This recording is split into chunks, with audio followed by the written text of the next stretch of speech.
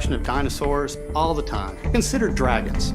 You know, we see dragon legends in cultures all over the world. We find petroglyphs, like cave drawings and etchings, and many of these are images of dragons and creatures that we would call dinosaurs today. The word dinosaur didn't exist until 1841. So before 1841, very often the word dragon would have been used. Dragon is more of an overarching term. It would include flying reptiles, sea reptiles, as well as things like dinosaurs. Now, when it comes to evidence of dinosaurs and man living at the same time, believe it or not, we actually have an immense amount. When we actually look at ancient histories from various cultures, we get very detailed descriptions. Those are creatures that today, in our modern world, we would call dinosaurs. In Genesis, we're told that on day 6, God created the beasts of the earth and everything that creepeth upon the earth. This would, of course, include dinosaurs.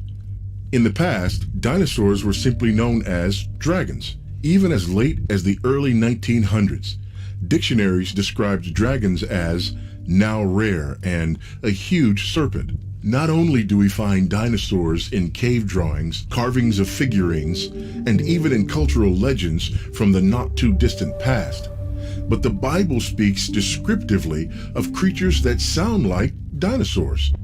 In the book of Job, God tells Job to behold the behemoth, a creature Job would have known. In fact, God specifically says that he made the behemoth along with mankind, and describes it as having a tail that sways like a cedar tree and bones as strong as iron. He's so big that a raging river is nothing to him. The description of this massive creature fits the huge sauropod dinosaurs we know from the fossil record.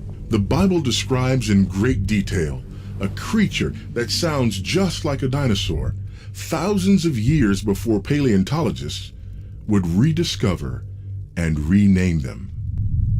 My daughter came back from her kindergarten class when she was younger. She brought home a book that said that dinosaurs lived 100 million years ago. That is just an assertion. They're just saying it. They didn't observe this. You can't repeat this. It is man, fallible, imperfect men who separate man from dinosaurs by somewhere in the neighborhood of about 65 million years now.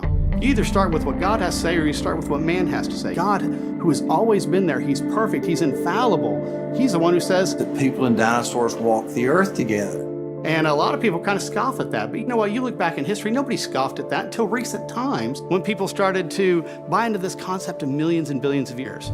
In 2005, Mary Schweitzer, a paleontologist and evolutionist, made the first popularized discovery of soft tissues in a dinosaur bone, which include blood vessels and cells, DNA, and proteins, all of which decay quickly.